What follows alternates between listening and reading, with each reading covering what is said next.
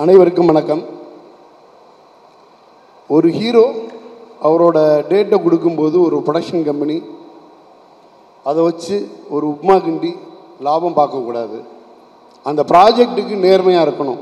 இதை தான் ஞானவேல் சார் அடிக்கடி சொல்லுவார். ஒரு ப்ராஜெக்டுக்கு ஒரு தயாரிப்பாளர் நேர்மையாக இருந்தால் தங்கலான் கிடைக்கும்.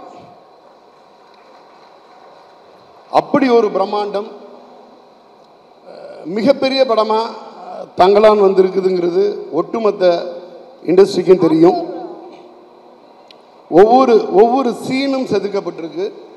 இந்த படம் ஞானவேல் சார் ரொம்ப இடையில ஒரு சில சின்ன சின்ன ஸ்ட்ரகிள்லாம் தாண்டி ரொம்ப கஷ்டப்பட்டு ஸ்டார்ட் பண்ண ஒரு ப்ராஜெக்டு. ஒரு மிகப்பெரிய எனர்ஜி போடுவார். சாதாரண லெவல் இருக்காது. அந்த எனர்ஜி லெவலில் 24 மணி நேரம் உழைச்சிட்டே இருப்பார். ஆச்சரியமாகவே இருக்கும். கொஞ்சம் கூட டயர்ட் ஆகாதா?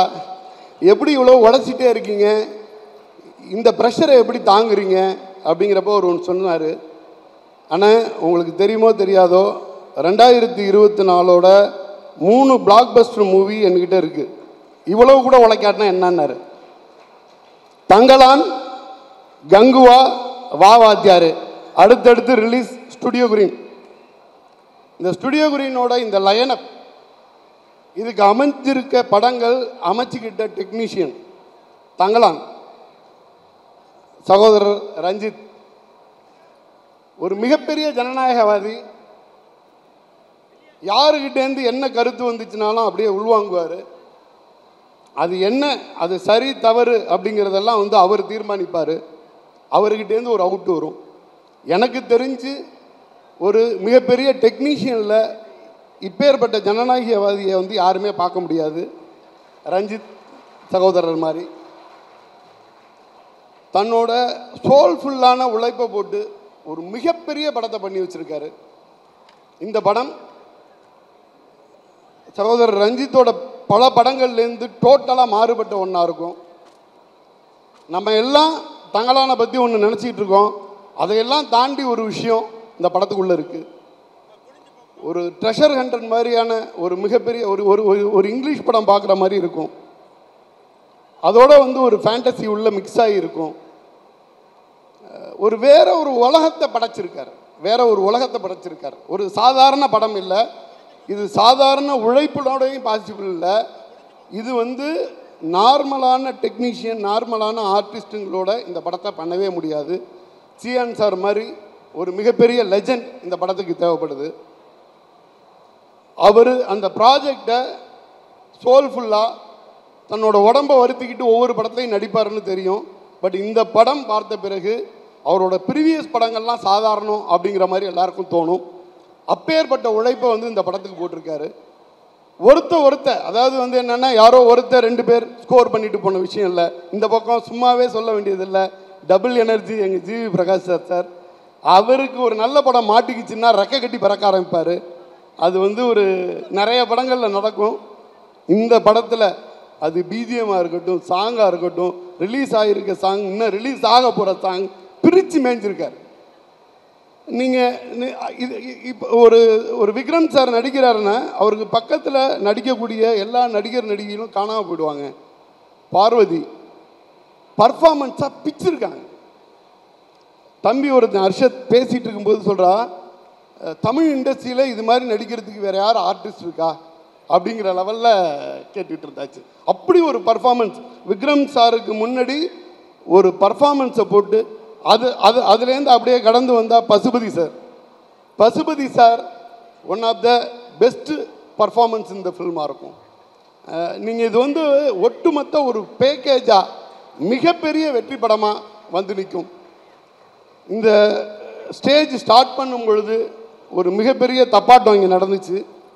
இந்த படத்தோட வெற்றி விழாவுக்கு அடிக்கப்பட்ட தப்பாட்டம் மாதிரி எனக்கு தெரிஞ்சிச்சு. மிச்சத்தை வெற்றி விழாவில் பேசுவோம். நன்றி. Thank you so much. பார்க்கும்போது பயமாக இருக்குது. அவர் விக்ரம் சாரோட நடிப்பு சொல்லவே வேணாம். நிச்சயமாக அவர் ரஞ்சித் சாரோட டைரக்ஷனில் அவர் நம்ம நண்பர் ஞானவேல் ராஜா படமாகவே பார்க்காம செலவு பண்ணுவார். அவ்வளோ அருமையான ப்ரொடியூசர். நிச்சயமாக இந்த படம் வந்து பெரிய பிளாக் பஸ்டாக இருக்கும். அதுக்கேற்ற மாதிரி ஜிவி பிரகாஷ் சார் ஆகட்டும், இந்த கூட்டணி பார்வதி, மாளவிகா, பசுபதி சார், அத்தனை பேரும், சிவகுமார் சார் வந்திருக்காங்க, மிச்சம் ஞானவேல் சாரோட ஃபாதர், அத்தனை பேருக்கு என்னோட வணக்கம். நிச்சயமாக மனசார வேண்டி சொல்கிறேன், இந்த படம் பெரிய ஹிட்டாகி தமிழ் இண்டஸ்ட்ரியில் ஒரு வேர்ல்டு லெவல் படம் பார்த்த மாதிரி இருக்குது. ட்ரெயிலர் பார்க்கும்போது நிச்சயமாக பெரிய ஹிட் ஆகும். நன்றி, வணக்கம். சார், அடுத்து பேசுறதுக்கு முன்னாடி தயாரிப்பாளர் தங்கராஜ் அவர்களையும் மேடைக்கு அழைக்கிறோம்.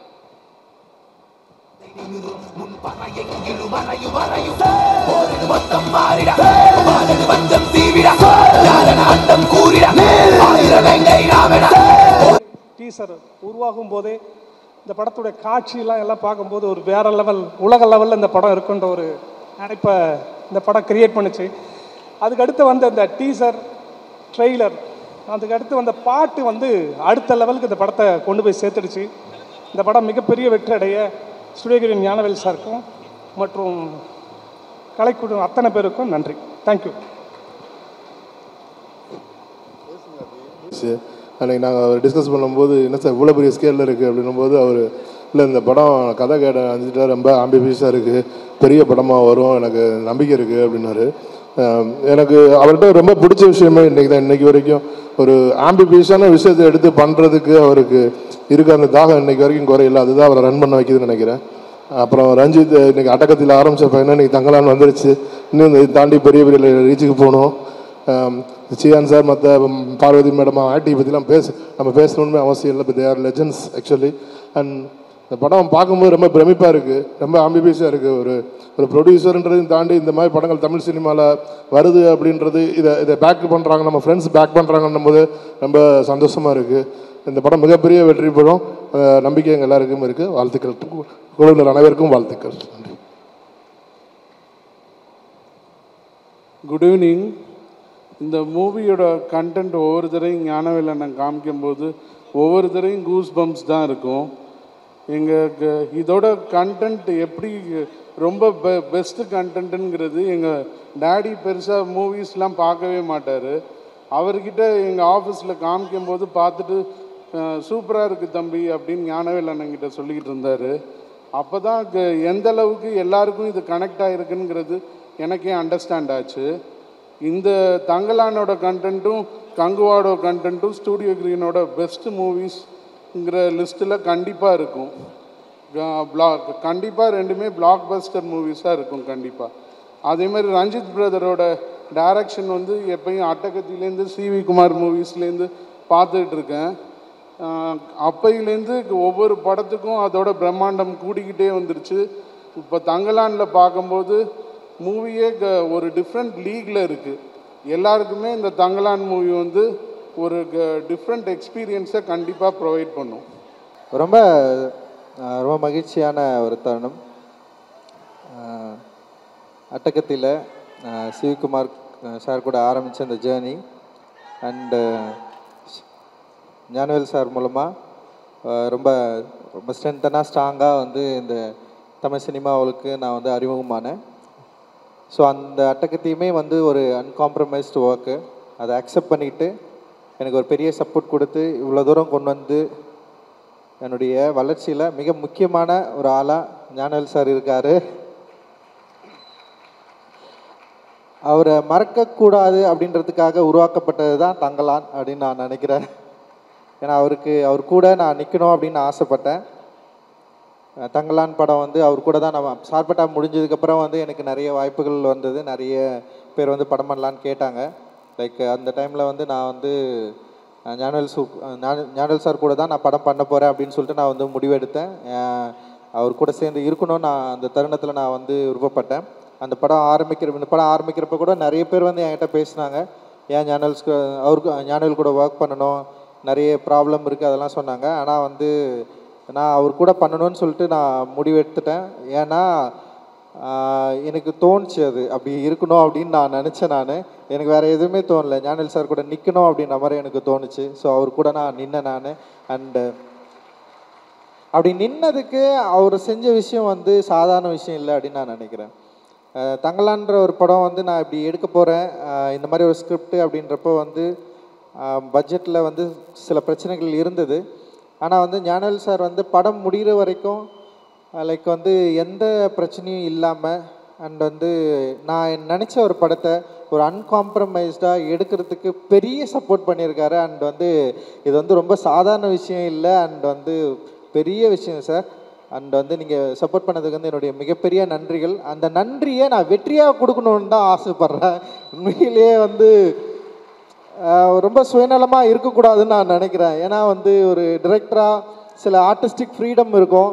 அந்த ஃப்ரீடமை நான் யூஸ் பண்ணிக்கணும் மட்டும் நான் நினைக்கல. இதை ஒரு தயாரிப்பாளராக நீங்கள் என்னை நம்பினதுக்கு, ஒரு அண்ணனாக என்னை நீங்கள் வந்து நம்பினதுக்கு, அண்ட் ஒரு தம்பியாக உங்களுக்கு ஒரு வெற்றியை கொடுக்கணும்னு சொல்லிட்டு நான் வந்து ஆசைப்படுறேன். நிச்சயமாக இந்த படம் உங்களுக்கு ஒரு நீங்கள் நம்ம நினைக்கிற ஒரு வெற்றியை கொடுக்கும் அப்படின்னு நான் நம்புகிறேன். அந்த வெற்றியை உங்களுக்கு வாங்கி தருவேன் அப்படின்ற ஒரு பெரிய நம்பிக்கை எனக்கு இருக்குது. ரொம்ப மகிழ்ச்சி எனக்கு வந்து நீங்கள் சப்போர்ட் பண்ணது. ஏன்னா ஒரு தயாரிப்பாளராக நான் பார்க்கல, அண்ட் வந்து ஒரு மிகப்பெரிய எனக்கு ஒரு சப்போர்ட்டராக தான் நான் பார்க்குறேன் நான். Thank you Gnanavel sir. And Gnanavel sir கூட இருக்கிற நேஹா மேடம் அண்ட் வந்து தனஞ்சயன் சார், அந்த டீம் எல்லாருக்குமே வந்து ஸ்டுடியோ கிரீன் டீம் எல்லாருக்குமே பெரிய நன்றிகள். நிச்சயமாக இந்த படத்தை வந்து சரியான இடத்துல நீ கொண்டு போய் சேர்ப்பீங்க அப்படின்ற பெரிய நம்பிக்கையோடு இருக்கிறோம். அண்டு ரொம்ப தேங்க்யூ. அண்ட் அவருக்கு சப்போர்ட்டாக இருக்கிற சக்தி உங்களுக்கும் என்னுடைய நன்றி. அண்டு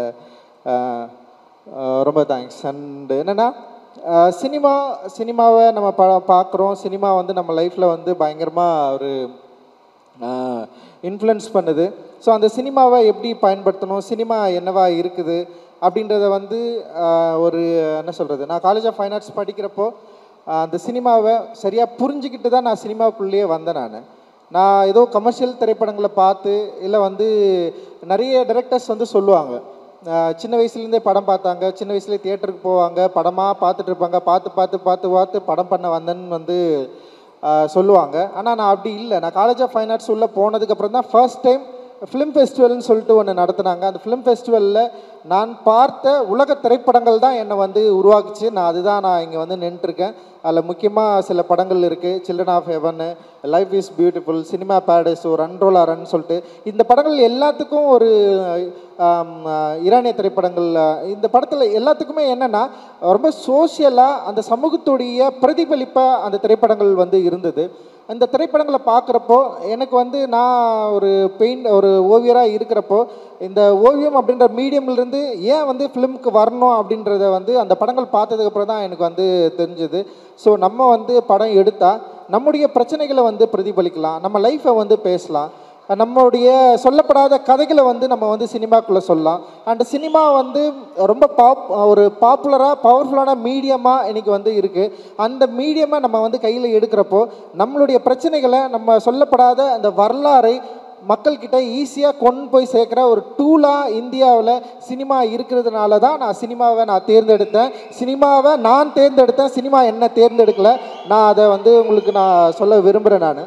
ஏன்னா இங்கே சொல்லப்படாத கதைகள் நிறைய இருந்தது, எழுத்து வடிவிலே எழுதப்படாத கதைகள் இருந்தது, வரலாற்றிலேயே குறிக்கப்படாத நிறைய பகுதிகள் இருந்தது. வரலாறை படிக்கிறப்போ இந்த வரலாற்றில் நான் யார் என்பது எனக்கு ஒரு மிக முக்கியமான கேள்வியாக இருந்தது. இந்த வரலாற்றில் நான் ஏன் வந்து இப்படி இருக்கிறேன், எனக்கு ஏன் இந்த மாதிரியான பிரச்சனைகள் இருக்குது, என்னோட சேர்ந்து என்னோட மக்களுக்கு ஒரு பெரிய பகுதி மக்களுக்கு ஏன் இப்படி ஒரு அநீதி இழைக்கப்பட்டிருக்கு, ஏன் வந்து இங்கே ஒரு செப்பரேஷன் இருக்குது, ஏன் இங்கே இவ்வளவு பாகுபாடு இருக்குது, ஏன் இங்கே இவ்வளவு பிரிவினை இருக்குது, இந்த கேள்விகளுக்கான பதிலை வந்து வரலாற்று ரீதியாக நம்ம தேடுறப்ப பார்த்தீங்கன்னா வரலாறு என்பதே வந்து ஒன் சைடடாக இருக்குது. வரலாறு வந்து இந்த பாதிக்கப்பட்ட மக்கள் சைட்லேருந்து பேசவே இல்லை, அவங்களோட லாங்குவேஜ் இல்லவே இல்லை, அவங்களோட குறிப்புகள் இல்லவே இல்லை. ரொம்ப தேடி வந்து நம்ம பார்க்குறப்ப வந்து நமக்கு வந்து ஏமாற்றம் தான் மிஞ்சுது. அதுபோல் தான் சினிமாக்கள்லேயும் என்ன மாதிரியான படங்கள் எடுத்துகிட்டு இருக்காங்க, ஏன் இப்போ இந்த மாதிரியான மக்களுடைய லைஃப்பை வந்து பேசவே இல்லை அப்படின்ற ஒரு பெரிய ஒரு தேடலோடு தான் நான் வந்து வந்தேன். குறிப்பாக வந்து பாபாசாஹேப் அம்பேத்கருடைய தீண்டப்படாதவர்கள் யாருன்னு சொல்லிட்டு ஒரு புத்தகம் இருக்குது. அந்த புத்தகத்தை படிக்கிறப்ப தான் ஒரு ஆய்வாளன், ஒரு வரலாற்று ஆய்வாளன் மறைக்கப்பட்ட வரலாறை ஏன் உருவாக்க வேண்டிய தேவை இருக்குது, வரலாறு என்பது இங்கே என்னவா இருக்குது, வெறும் வந்து வரலாறு என்பது மரபுரியாக வந்து இல்லை வந்து இங்கே ஏற்கனவே வந்து கல்வெட்டுகளில் குறிக்கப்பட்ட எழுத்துக்கள் மட்டும்தான் வரலாறா, அல்லது சொல்ல விடாமல் மறைக்கப்பட்ட வரலாறை நம்ம எப்படி வந்து திருப்பி உருவாக்கி கொடுக்கறது.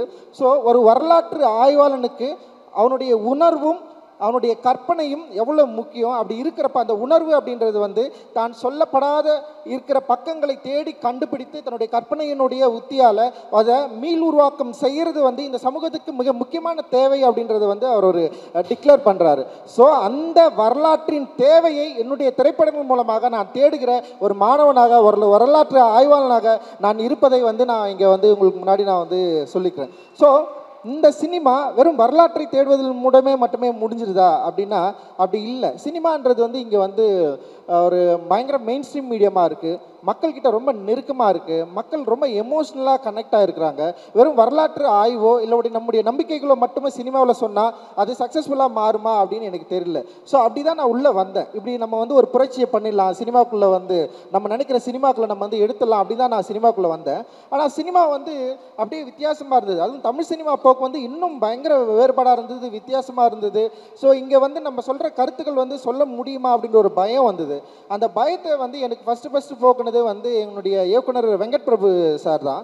ஏன்னா வெங்கட் பிரபு சார் கிட்ட நான் ஒர்க் பண்ணுறப்போ அதோட ஃபர்ஸ்ட் மூவி சென்னை 28ன்னு ஒரு படம் எடுத்தேன். ஏன்னா அவருக்கு வந்து இந்த மாதிரியான ஐடியாஸ் எல்லாம் இல்லை. ஆனால் அந்த ஐடியா இல்லாமல் ஒரு மிக முக்கியமான சென்னையுடைய ஒரு பதிவை வந்து சென்னை 28 மூலமாக அவர் வந்து பண்ணார். அது மிகப்பெரிய வெற்றி அடைஞ்சது. அந்த வெற்றி ஈஸியாக மக்கள் கூட கனெக்ட் ஆகிற ஒரு வெற்றியாக இருந்தது. ஈஸியாக யங்ஸ்டர்ஸ் வந்து கொண்டாடினாங்க. அப்போ நான் பார்க்குறப்போ அந்த சென்னை 28 லைஃபும் என் லைஃபும் வேறு இல்லை, ரொம்ப கிட்டத்தட்ட ஒரே மாதிரியான வாழ்க்கை இருந்தது. அந்த பசங்களோட வாழ்க்கை முறையும் என் வாழ்க்கை முறையும் வேறவே இல்லை. அப்போது ஒரு கொண்டாட்டத்தை, ஒரு மகிழ்ச்சியை சொல்ல விடாத கதைகள் மூலமாக நம்ம சொல்கிறப்போ ஈஸியாக வந்து ஆடியன்ஸை நம்மளால் வந்து கனெக்ட் பண்ணிக்க முடியும் அப்படின்றத வந்து விபி சார் கிட்ட தான் நான் கற்றுக்கிட்டேன். அப்படி கற்றுக்கிட்டதுனால நான் ஏற்கனவே எழுதின சில கதைகளை விட்டு அட்டக்கத்தின்னு சொல்லிட்டு ஒரு கதையை வந்து நான் எழுதினேன். கிட்டத்தட்ட வந்து என்னுடைய லைஃப்லேருந்து நான் நிறைய எடுத்து அதை வந்து ஒரு சினிமாவாக மாற்றி எனக்கு நல்லா ஞாபகம் இருக்குது. சிவி சார்கிட்ட வந்து அந்த கதை சொல்கிறப்போ அவருக்கு பிடிச்சிருந்தாலுமே வந்து அந்த கதையை ஆரம்பிக்கிறதுல அவருக்கு நிறைய தயக்கங்கள் இருந்தது. அப்போ நானும் மோசஸும் வந்து என்ன பண்ணுறோன்னா ஒரு பெரிய லெட்டர் எழுதி அனுப்புகிறோம். அந்த லெட்டர் தான் வந்து சினிமா பண்ணுறதுக்கான ஒரு வாய்ப்பை வந்து கொடுத்தது. ஸோ அந்த லெட்டரில் வந்து என்னோடய கான்ஃபிடென்ட்டை சொன்னேன், இந்த சினிமா வந்து டெஃபினட்டாக மக்களுக்கு வந்து பிடிக்கும், நாங்கள் வந்து எங்கள் ஒரு கிரவுண்டை தான் எதிர்பார்த்துட்ருக்கோம், நாங்கள் பிளேயர்ஸ் ரெடியாக இருக்கிறோம், எங்ககிட்ட வந்து பால் வந்தால் டெஃபினட்டாக வந்து நாங்கள் கோல் அடிச்சிருவோம்னு சொல்லிட்டு ஒரு லெட்டர் ஒன்று எழுதி அனுப்பிச்சேன். அந்த லெட்டர் தான் வந்து அந்த படம் எடுக்கிறதுக்கான ஒரு வாய்ப்பு இருந்தது. மோசஸ் அவன் தான் எழுதினான், அதை இங்கிலீஷில் அவனுடைய இங்கிலீஷில் எழுதினான். ஸோ வந்து அப்படி தான் நாங்கள் அந்த படம் ஆரம்பித்தோம். ஸோ அந்த படம் அட்டக்கத்தி ஆடியன்ஸ் கிட்ட கனெக்ட் ஆச்சு. அந்த லைஃப்பை வந்து அக்செப்ட் பண்ணாங்க. ஸோ அந்த லைஃப்பை அக்செப்ட் பண்ணவொடனே எனக்கு ஒரு பெரிய நம்பிக்கை வந்தது. அந்த நம்பிக்கையின் மூலமாக அடுத்தது வந்து மெட்ராஸ்ன்னு ஒரு படம் பண்ணுறேன். மெட்ராஸ் படம் பண்ணுறப்போ ஃபஸ்ட்டு படத்தில் எனக்கு சில பயங்கள்லாம் இருந்தது. ஆனால் மெட்ராஸ் படம் பண்ணுறப்போ ஞானல் சார் கிட்ட சொன்னேன், இந்த படம் நிச்சயமாக ஒடுக்கப்பட்ட மக்களை பற்றி தான் நான் எடுக்கிறேன், இது வந்து ஒரு தலித் பர்ஸ்பெக்டிவ் படம் தான், நீங்கள் இதை புரிஞ்சுக்கணும்னு சொல்லிட்டு சொல்லி புரிய வச்சு ஞானல் sir and Prabhu and Karthi sir 3 பேருக்குமே வந்து நான் வெளிப்படையாக நான் சொன்னேன். ஏன்னா அப்படி சொல்லாமல் எடுக்கிறதுனால சில பிரச்சனைகள் வரலாம். ஆனால் நான் வந்து இப்படி தான் ஒரு படம் எடுக்க போகிறேன், இதுதான் நான் சொன்னேன். அதை சரியாக புரிஞ்சுக்கிட்டு எனக்கு வந்து ஒரு பெரிய ஒரு கமர்ஷியலான ஒரு பெரிய வெற்றியை கொடுக்குற ஒரு மெட்ராஸ் என்ற ஒரு பெரிய ஸ்டேஜை வந்து எனக்கு வந்து ஏற்படுத்தி கொடுத்தாங்க. அப்படி தான் வந்து மெட்ராஸ் வந்து உருவாச்சு. அண்ட் வந்து அதுக்கப்புறம் வந்து கபாலி அண்ட் வந்து உங்களுக்கே தெரியும் சூப்பர் ஸ்டார் அவர்கள் மெட்ராஸ்ன்ற ஒரு படம் அவருக்கு பிடிச்சதுனால தான் என்னை கூப்பிட்டு கொடுத்தாரு. எனக்கு வந்து அவர் கூட ஒர்க் பண்ணுறதுல பயம் இருந்தது. பட் ஆனால் வந்து அவருக்கு மெட்ராஸ் ரொம்ப பிடிக்கும், என்னுடைய அரசியல் ரொம்ப பிடிக்கும். அப்படி தான் எனக்கு வந்து கபாலி கொடுத்தாரு. கபாலி வெற்றி அடைஞ்சதுனால தான் வந்து காலான்ற ஒரு படத்தை வந்து கொடுத்தாரு. அண்ட் அந்த படத்தை ஒட்டி தான் வந்து சார்பட்டா பரம்பரை. ஸோ இப்படி தான் அதுக்கப்புறம் வந்து நட்சத்திரம் நகர்கிறது அண்ட் தம்மம் இதெல்லாமே நான் வந்து ஒர்க் பண்ணேன்.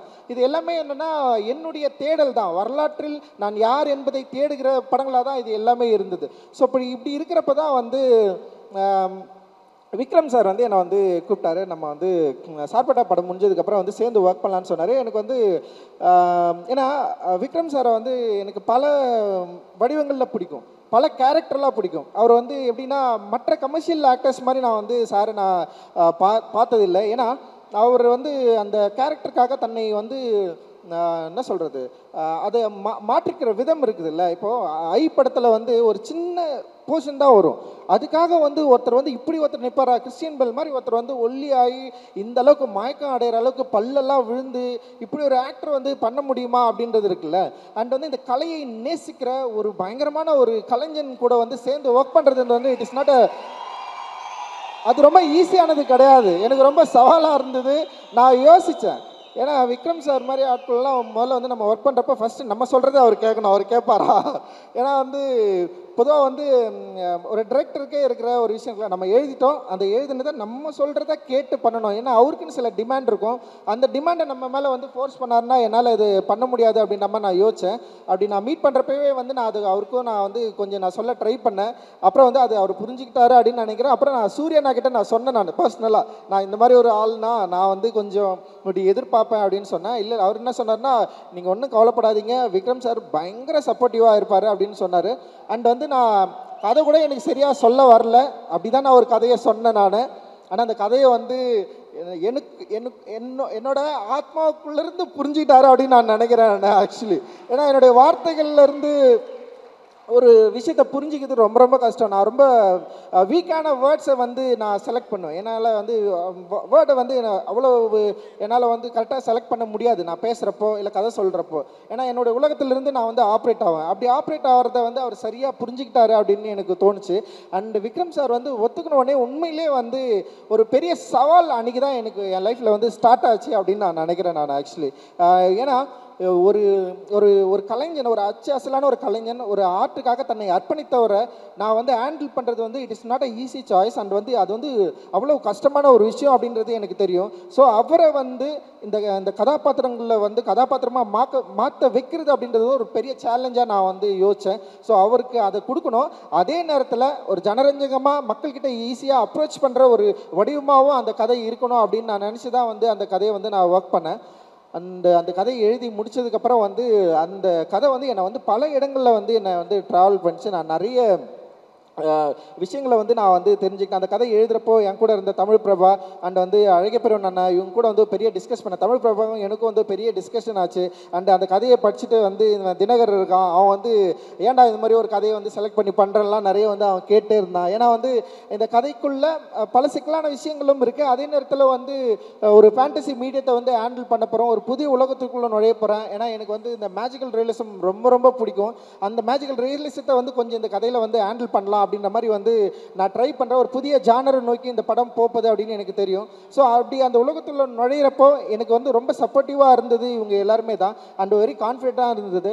அந்த கான்ஃபிடென்ட்டோடு தான் வந்து நான் இந்த படத்துக்குள்ளே போனேன். அண்ட் வந்து விக்ரம் சார் வந்து அதை ரொம்ப பயங்கரமாக ஈஸியாக மாற்றினார் என்ன செட்டில். அது வந்து ரொம்ப சாதாரண விஷயம் இல்லை. இந்த ஃபர்ஸ்ட் டேவே வந்து நான் எதிர்பார்த்த ஒரு தங்கலானா வந்து அப்படி நின்னார் அவர். அண்ட் ஒரு காடையனா வந்து நின்னார். It is not a easy, very tough.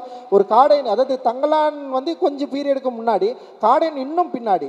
அப்படி இன்னும் பின்னாடி இருக்கிறப்ப வந்து காடையனுடைய உடல் வடிவமைப்பு அண்ட் வந்து அதோட ஸ்டேஜிங்கு இது எல்லாமே. அண்டு படம் ஷூட் போகிறதுக்கு முன்னாடி வந்து ரிஹர்சல்ஸ் வந்து இருந்தது, அதுக்கும் வந்தார். ஒரு பெரிய பயங்கர சப்போர்ட்டிவாக இருந்தார். அண்ட் அந்த படத்தை வந்து அவர் நடிக்கிறப்போ இல்லை, அது வந்து ஒரு பெரிய ஒரு ஆக்சுவலி வந்து ஒரு ஸ்கூல் மாதிரி தான் எனக்கு வந்து தெரிஞ்சது. ஒரு ஆர்ட்டை, ஒரு ஆர்டிஸ்ட்டை ஒரு ஹேண்டில் பண்ணுறது வந்து எப்படி அப்படின்றத வந்து நான் வந்து கற்றுக்கிட்டேன். ஆக்சுவலி பயங்கரமாக ஒரு என்ன சொல்கிறது, ஒரு ஆசிரியரை ஷேப் பண்ணுறது வந்து it is not easy right. நம்ம வந்து ஒரு மாணவனை ஷேப் பண்ணலாம், ஒரு ஆசிரியராக இருக்கிறவரை வந்து நம்ம வந்து அவரை வந்து ஸ்டேஜ் பண்ணுறது, நடிக்க வைக்கிறது, அவர் நம்ம சொல்கிறத கேட்குறது. இப்போ அவரே சில விஷயங்கள் சொல்லார், ரஞ்சித் இப்படி பண்ணலாமான்னுவார். எனக்கு என்ன பண்ணணுன்னா வந்து அப்படி கேட்டாரேன்னு சொல்லிட்டு யோசிச்சு பண்ண வேணான்னு தான் சொல்லுவேன். சார் வேணாம் சார், இதுதான் எனக்கு வேணும் அப்படின்னு சொல்லுவேன் நான். ஸோ ஒரு பிடிவாதம் தான், ஆனால் இது வந்து நான் நினைக்கிறது தான் வரணும் அப்படின்ற மாதிரி இருப்பேன். ஆனால் அந்த நான் நினைக்கிறத விக்ரம் சார் சரியாக புரிஞ்சுக்கிட்டாரு. அண்ட் ஸ்டேஜ் பை ஸ்டேஜ் வந்து அப்படியே அது அந்த கேரக்டர் எவால்வ் ஆச்சு. அண்ட் வந்து படம்லாம் முடிச்சதுக்கப்புறம் கூட வந்து நான் ரீஷூட்காக கொஞ்சம் கேட்டேன். அவர் வந்து வேற ஒரு உலகத்துக்குள்ளே போயிட்டார். அப்போ போயிட்டு கேட்டேன், சார் ரீஷூட் கொஞ்சம் பண்ணோம் சார், நீங்கள் வரீங்களான்னா உடனே ஒத்துக்கிட்டாரு. அண்ட் வந்து அவர் என்னென்னா ரிப்பு உடஞ்சிருச்சு அவருக்கு. ஒரு ஸ்டன் சீக்வன்ஸ் பண்ணுறோம். எனக்கு வந்து நான் அந்த மானிட்டர் பக்கத்தில் போயிட்டு உட்காந்துப்பேன். நான் அவரை நேராகவே பார்க்க மாட்டேன், மானிட்டர் மட்டும்தான் அப்படி பார்ப்பேன். நான் ஆக்ஷன் அப்படி சொன்னால் ஒரு சீக்வன்ஸ் நடக்கும், அப்புறம் கட்டுன்னு சொல்லிட்டு அப்படியே தலை குனிஞ்சிப்போ பசங்களை யாராவது கூப்பிடுவேன், இங்கே வாங்கடா அப்படின்னு. அவருக்கு எதாவது ஆயிடுச்சா கிட்ட போய் பாருங்கடா அப்படின்னு சொல்லுவேன். ஏதாவது கிட்ட போவாங்க அவர், ஆனால் ஒலிக்கும் அவருக்கு. பட் ஆனால் வந்து இல்லைண்ணா அவர் ஓகேன்னு சொல்கிறாருண்ணா அப்படின்னு அவர் சொல்லுவார். சொன்னோடனே சார் ஒரே 1 மோர் போயிடலாம் சார் அப்படின்னு சொல்லுவேன். உண்மையிலே கொடுமை பார்த்தேன் அவரை. ரொம்ப ரியலி சாரி சார். ஆக்சுவலி வந்து எனக்கு வந்து விக்ரம் சாரா இல்லை, தங்கலானா நான் ஒருத்தனை பார்த்துட்டேன், அவரை எப்படியாவது கொண்டு வந்துறது தான் என்னுடைய போராட்டமாக இருந்தது. அண்ட் வந்து பயங்கரமாக எனக்கு வந்து பெரிய சப்போர்ட் பண்ணார். ஸ்டில் இன்னைக்கு வரைக்கும் தங்கலான வந்து பயங்கரமாக தூக்கி சுமக்கிறாரு. அந்த படத்து மேலே பெரிய நம்பிக்கை வச்சுருக்காரு, என் மேலே பெரிய நம்பிக்கை வச்சுருக்காரு. அந்த நம்பிக்கைக்கு நான் வந்து நிச்சயமாக அவருக்கு ஒரு வெற்றியை கொடுக்கணுன்ட்டு தான் என்னுடைய மிகப்பெரிய விருப்பம். அது நிச்சயமாக ஒர்க் ஆகும் அப்படின்னு நான் நினைக்கிறேன். நான் இப்படி ஒரு கலைஞனை தேர்ந்தெடுத்ததுக்கப்புறம் இவர் கூட ஸ்டேஜ் பண்ணுறதுக்கு வந்து சில பேர்களில் நான் வேணும்னு சொல்லிட்டு யோசிக்கிறப்போ அண்ட் வந்து எனக்கு வந்து விக்ரம் சாருன்னு சொன்னோடனே அப்படியே அவருக்கு ஆப்போசிட்டாக தெரிஞ்சது வந்து பசுபதி அண்ணன் தான். லைக் வந்து பசுபதி அண்ணன் மாதிரியெல்லாம் வந்து ஒரு ஆள் வந்து வாய்ப்பே கிடையாது. நம்ம வந்து நடிக்கணும்னுலாம் சொல்ல வேண்டிய அவசியமே இல்லை, இதுதான் கேரக்டர் அப்படின்னு சொன்னோடனே இந்த படத்தில் வந்து ஒரு கெங்குன்னு ஒரு கேரக்டர் அப்படியே வந்து நின்னார். அதோட லாங்குவேஜ் அந்த என்ன சொல்கிறது அந்த டைலாக்ட் வந்து செம்ம மாடுலேஷனை கொண்டு வந்தார். புதிய ஒரு நடிப்பு பரிணாமத்தை வந்து காட்டினார். அண்ட் வந்து அந்த ப்ராசஸில் அவர் இந்த படத்தை எவ்வளோ நம்பினார், எப்படி வந்து அந்த இப்போ தங்கலானுக்கு ஆப்போசிட்டாக வந்து ஒரு கெங்குன்னு ஒருத்தர் வேணுன்றதில் வந்து பயங்கரமாக புரிஞ்சுட்டு செம்ம ஒர்க் வந்து பண்ணியிருக்காரு. ரொம்ப கஷ்டப்பட்டார். பசுபதி அண்ணனுக்கும் வந்து ஒரு அவருடைய உடல் உபாதை பிரச்சனைகளை மீறி வந்து அந்த இடத்துல அங்கே ஸ்டேஜ் பண்ணதில் அந்த ஆக்டிங்கில் அவர் என்ன பண்ணுவார்னா அப்படியே சைலண்ட்டாக எல்லாரையும் வாட்ச் பண்ணிட்டே இருப்பார்.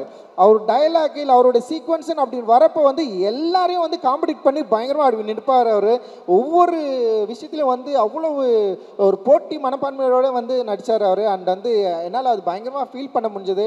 நிச்சயமாக பசுபதி அண்ணா ஒர்க் வந்து உங்களுக்கு எல்லாருக்கும் இந்த படத்தில் பயங்கரமாக பிடிக்கும் அப்படின்னு நான் வந்து நம்புகிறேன். அண்ட் வந்து பார்வதி அண்டு மாளவிகா ரெண்டு முக்கியமான ஒரு நிறைய பெண்கள் கேரக்டர் இந்த படத்தில் இருக்குது. அண்ட் அரசாணியாக நடித்த பிரீத்தி இவங்க எல்லாருமே வந்து பயங்கரமாக பண்ணியிருப்பாங்க. அண்ட் பார்வதியை வந்து நான் பூ படத்துலேருந்து நான் அவங்க வந்து ஃபாலோ பண்ணுறேன். பார்வதியை நம்ம நடிக்க கூப்பிடணுன்னா அதுக்கேற்ற மாதிரி நான் ஒரு ஒரு ஒரு ஒர்க்கை எழுதணும் அப்படின்னு சொல்லிட்டு நான் வெயிட் பண்ணேன். ஸோ நான் எழுதி முடிச்சதுக்கப்புறம் வந்து பார்வதி நடித்தாதான் நல்லா இருக்குன்னு சொல்லிட்டு பயங்கர வாண்டிங்காக அவங்கள வந்து அப்ரோச் பண்ணேன். அண்ட் வந்து அவங்களும் வந்து அதை வந்து அக்செப்ட் பண்ணாங்க. அண்டு ஸ்பாட்டில் வந்து பெரிய சப்போர்ட்டிவாக இருந்தாங்க. அந்த கங்கம்மாவை தேடுறதுக்கு வந்து அவங்க முயன்ற விதம் அண்ட் வந்து பார்வதி நிறைய கம்ப்ளைண்ட் பண்ணிட்டே இருந்தாங்களே, நான் ஏன் பேச மாட்டேன்றா பார்க்க மாட்டேன். இந்த படம் வந்து ஒரு கருணையற்ற மனிதனாக இருந்தால் தான் எடுக்க முடியும் அப்படின்னு எனக்கு வந்து தோணுச்சு. ஒரு நார்மலாக இருந்தால் நம்மளால் எடுக்கவே முடியாதுன்னு சொல்லிட்டு ரொம்ப கஷ்டப்பட்டுட்டே இருப்பேன். நிறைய வந்து ஒன் மோர் டேக் போவோம், எக்கச்சக்கமான டேக்ஸ் போவோம். இவங்க மட்டும் இல்லாமல் வந்து சப்போர்ட்டிங் ஆக்ட்ரஸாக நடிச்ச நிறைய பேர் இருக்கிறாங்க. எல்லாருமே பிரில்லியன்ட் ஆக்டர், வேறு லெவலில் ஆக்ட் பண்ணியிருப்பாங்க. நீங்கள் அந்த படத்தில் பார்த்தீங்கன்னா எவ்ரி ஃப்ரேம்ஸ் வந்து அவங்க நடிச்சுட்டே இருப்பாங்க. ஸோ அவங்க எல்லாரையும் நடிக்க வச்சுட்டு ஒரு பெரிய கூட்டத்தை நடிக்க வைக்கிறது அவங்களுக்கு வந்து அந்த எனர்ஜி வந்து எல்லா ஷாட்லேயும் இருக்கணும். நம்ம வந்து திருப்பி திருப்பி ஒன் மோர் போயிட்டே இருப்போம், அவங்கள நடிக்க வச்சுட்டே இருக்கணும். அது வந்து ஒரு நார்மலான மனுஷனாக இருந்தால் பண்ண முடியாது. ஸோ நான் என்ன பண்ணேன்னா எல்லாரையும் நான் ஹர்ட் பண்ணுறேன்னு சொல்லிட்டு எனக்குள்ளே பயங்கரமாக நான் ரொம்ப ஹர்ட் ஆகிட்டேன். நான் அப்படி கிடையவே கிடையாது. என் படம்னா ரொம்ப ஜாலியாக எடுப்பேன், சந்தோஷமாக இருப்போம் நாங்கள் எங்கள் செட்டில். பட் ஆனால் வந்து இவ்வளோ ஹர்ட் பண்ணி பண்ணதுனால என்னால் பேச முடியல. எப்படியாவது வந்து நல்லா எடுத்துடணும், இவ்வளோ கஷ்டப்படுறாங்க, இவ்வளோ அவங்களோட எஃபர்ட்டை போடுறாங்க, அதனால் வந்து எப்படியாவது படத்தை நல்லா எடுத்துடணும், சரியாக வந்துடணும் படம்னு சொல்லிட்டு அந்த மன உளைச்சிக்குள்ளே போயிட்டு நான் கிட்டத்தட்ட வந்து அந்த படம் முடிகிற வரைக்குமே அந்த ஜேர்னி தான் இருந்தது. அந்த நேற்று கூட வந்து ஞானல் சார் கேட்டார், என்னங்க இன்னும் ஒரு மாதிரி இருக்கிறீங்க, ஜாலியாகுங்கன்னு சொன்னார். என்னால் முடியல. படம் ரிலீஸ் ஆகிட்டு மக்கள் பார்த்து அதை அக்செப்ட் பண்ணுற வரைக்கும் வந்து நான் அதுக்குள்ளே தான் இருப்பேன் அப்படின்னு நான் நினைக்கிறேன். அண்ட் வந்து மாளவிகாவுடைய அவங்க உள்ளே வந்தது, அவங்க போட்ட எஃபர்ட்டு அண்ட் வந்து ரொம்ப சாதாரணமாக நான் நடிச்சிட்டேன் அந்த கேரக்டரை பண்ண முடியும்னு சொல்லிட்டு. பட் ஆனால் வெரி வெரி டஃப்பான ஒரு கேரக்டரு. அவங்க அதை வந்து தூக்கி சுமந்தாங்க, அவங்களால முடியல. அவங்க கை காலெல்லாம் உதறும், கையெல்லாம் வலிக்கும், ரொம்ப பெயினாக இருக்கும். ஆனாலுமே நான் வந்து ஒன் மோர் கேட்டே இருப்பேன். அவங்க பண்ணிட்டே இருந்தாங்க. அவங்களுக்கு வந்து பயங்கர சப்போர்ட்டிவாக அந்த ஸ்டன் மாஸ்டர் நம்ம சாம் இருக்கார். சாம் வந்து ஒரு கரடு முரடான ஆள். நான் எடுறான்னா எல்லாரையும் அடிச்சு போட்டு நிற்பார். அப்படியே எல்லாம் அப்படியே எல்லாருமே அடிப்பட்டு தான் விழுவாங்க. ஆனால் வந்து அவ்வளோ சப்போர்ட்டிவாக இருந்தார். And thank you Malavika. அண்ட் நீங்கள் and Daniel your star. Daniel எப்படின்னா வந்து லாங்குவேஜ் பிரச்சனை, அப்புறம் டேனியலுக்கும் நமக்கும் கல்ச்சர் பிரச்சனை. டேனியல் பிரிட்டிஷு, இட்டாலியன், அங்கேருந்து இவர் வராரு. பாலா இருக்கிறான் பாரு, பாலாவுக்கு தெரிஞ்ச இங்கிலீஷில் டேனியலுக்கு ஒன்று சொல்லி கொடுப்பான். நான் ஒன்று கேட்பேன், பாலா அவனுக்கு தெரிஞ்ச இங்கிலீஷில் டேனியலுக்கு ஒன்று சொல்லுவான். அப்படி ஒரு பிரச்சனை நடக்கும். அப்புறம் நான் போய் கேட்பேன், டேனியல் கிட்ட சொல்லுவேன், டேனியல் இப்படி பண்ணுன்னு சொன்னால் பாலாவை கூப்பிடுவான். பாலா நீ இது தான்டா சொல்லு அப்படின்னுவான். உடனே பாலா சொல்லுவேன், அண்ணா நீங்கள் ஸ்கிரிப்டில் இது தானே நான் எழுதிருக்கிறீங்க அப்படின்னுவான். அது இல்லைடான்னு சொல்லி. ஸோ ஒரு அண்ட் டேனியல் வந்து அந்த கேரக்டர் வந்து வேறு மாதிரி வந்து ஒர்க் பண்ணியிருப்பார். Thank you Daniel. And Hari and Ashokan, ஹரியெல்லாம் வந்து நான்லாம் யோசிக்கவே மாட்டேன். நான் ஒரு கேரக்டர் எழுதிட்டேன், இது பண்ணணும், ஹரியால் முடியும்னா அவன் பண்ணுருவான். அண்ட் அந்த மாதிரி ஒரு கேப்பபிளான பயங்கரமான ஆர்டிஸ்ட். அண்ட் அசோகன்லாம் வந்து வேறு லெவலில் போகிறான். அண்டு முத்துக்குமார் எவ்ரிதிங் எல்லாருமே. இப்போ எங்கள் பூர்வதாரணி நடிச்சிருக்கு, அப்புறம் வேங்கமலானையோ யாழினி நடிச்சிருக்கு, அப்புறம் குட்டி பொண்ணு ஒன்று நடிச்சிருக்கு. எல்லாருமே வந்து ஆக்டராக நடித்தவங்க.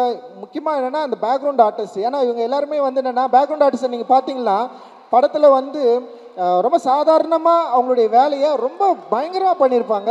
வேறு லெவல் எக்ஸ்ட்ரானரி ஒர்க். அண்ட் அவங்க பட்ட கஷ்டம் அதெல்லாம் ரொம்ப சாதாரண விஷயம். அதெல்லாம் வந்து நம்ம வந்து சொல்ல முடியும். அடிபட்டு ஓடுவான் ஒருத்தன், அப்படியே பார்க்காம கண்டுக்காமல் திரும்பிடுவேன் நான். அப்படி ஒருத்தர் மயக்கச்சி விழுந்துருவார், நான் என்ன பண்ணுறதுனே தெரியாது. ஆனால் வந்து உடனே நான் வந்து ஷூட் ஆரம்பிக்கணும். ஸோ அந்தளவுக்கு வந்து ஒரு மோசமாக தான் நடந்துக்கிட்டேன். Really sorry. நீங்கள் ஆனால் பெரிய லெவலில் எனக்கு வந்து சப்போர்ட் பண்ணிங்க. அண்டு தேங்க்யூ ரொம்ப நன்றி. அண்ட் வந்து என்னுடைய டெக்னீஷியன்ஸ் வந்து அண்டு கிஷோர் வந்து என்னுடைய கனவை சுமந்த கிஷோர்னு நான் சொல்லலாம். கிஷோராக இருக்கட்டும், அண்டு எடிட்டர் இருக்கான்ல செல்வா, 2 பேரும் வந்து பயங்கர. அந்த ஆர்ட் டைரக்டர் வந்து மூர்த்தி சார் வேறு லெவலில் வந்து அவங்க எல்லாமே வந்து எனக்கு வந்து பெரிய சப்போர்ட் பண்ணாங்க. அப்புறம் வந்து உமா இருக்காங்க, அண்ட் வந்து அறிவு, அண்டு மௌனன் யாத்திரிகன், அண்டு எல்லாருமே வேறு லெவலில் வந்து நமக்கு வந்து சப்போர்ட் பண்ணாங்க. அண்டு மியூசிக் டைரக்டர் வந்து அண்டு ஜிவியை பொறுத்த வரைக்கும் என்னென்னா எனக்கு வந்து நான் சந்தோஷ் கூட தொடர்ந்து ஒர்க் பண்ணதுனால எனக்கு ஒரு ஒர்க் ஸ்டைல் இருந்தது. அண்ட் ஜிவி சார் எப்படின்னா வந்து பயங்கரமான ஒரு ஃப்ரெண்ட்லியாக ரொம்ப என்ன சொல்கிறது, அவரோட டியூன்லலாம் என்னை கூப்பிட்டு உட்கார வச்சு இப்படி பண்ணலாம் அப்படி பண்ணலான்னு சொல்லி லிரிக்கு இந்த மாதிரி எல்லா விஷயத்துலையும் வந்து பயங்கர ஃப்ரீடமாக இருந்தார். அண்ட் என்னென்னா நான் என்ன நினைக்கிறேன், நான் என்ன சினிமா உருவாக்க நினைக்கிறேன், என்னோடய ஃப்ளேவர் என்ன, எனக்கு என்ன இருக்கிற ஒரு பாலிடிக்ஸை சரியாக புரிஞ்சுக்கிட்டு அவருடைய அந்த வரிகள்லேருந்து அந்த மியூசிக்லேருந்து அந்த படத்தை வந்து உருவாக்குறதுல வந்து மிகப்பெரிய சப்போர்ட்டிவாக இருந்தார். அண்ட் என்னை சரியாக புரிஞ்சுக்கிட்டார், என்னோடய எமோஷனை ரொம்ப கரெக்டாக புரிஞ்சுக்கிட்டு மியூசிக்காக வந்து வெளிப்படுத்திருக்காரு. அண்ட் அவரோட டீம் வேறு லெவல் டீம் அவர் வந்து வச்சுருக்காரு. அண்ட் வந்து அவங்களுக்கு எல்லாருக்குமே நான் இந்த வகையில் இந்த டைமில் வந்து நான் தேங்க்ஸ் சொல்லிக்கிறேன். அண்டு பெரிய சப்போர்ட் என்னுடைய அண்ட் உதவி இயக்குனர்களுக்கு எல்லாருக்குமே நன்றி. எல்லாரும் வந்து உங்களை வாழ்த்துறாங்க. அதே மாதிரி நீங்கள் எல்லாருமே நல்ல படமாக எடுத்து பெரிய லெவலில் வரணும் அப்படின்னு நான் நினைக்கிறேன். அண்டு நிறைய இப்போ ஸ்டில் ராஜா அண்ணன், அண்டு வந்து இப்போ ஸ்ரவன்னு, காஸ்டியூம் டிசைனர் இருக்காங்க, அனிதா மனைவி அனிதா வந்து காஸ்டியூம் டிசைன் பண்ணியிருக்காங்க. அண்ட் ஏகாம்பரம் வந்து பண்ணியிருக்காங்க. அண்டு பயங்கரமாக சூப்பரான ஒர்க். அண்டு நான் மகிழ்ச்சி சிரிக்கிறேன், அடி என் பொண்ணு சிரிக்கிறேன். அண்ட் வந்து ஸோ எல்லோரையும் விட்டுனா யாராவது யார் முனி அண்ணாண்ணா, சந்திரா அண்ணாலாம் செம்ம சூப்பராக ஒர்க் பண்ணியிருந்தார். அண்டு ராஜேஷ் என்னது ராபினா மேனேஜர்ஸ், ஓகே ராபினும் பயங்கரமாக பண்ணியிருந்தான். ராபின்லாம் வேறு லெவலில் மேனேஜர்ஸ் எல்லாருக்குமே அவங்க தூங்கவே இல்லை. மேனேஜர்ஸ் எல்லாருமே ரூபேஷ்லேருந்து அண்டு நம்ம சிவா, அப்புறம் வந்து இவன் சிவா பரத், காமராஜ், அது மாதிரி நிறைய பெரிய டீமு. அண்டு எல்லாருமே வந்து செம்ம சூப்பராக ஒர்க் பண்ணி பெரிய லெவல் சப்போர்ட் பண்ணாங்க.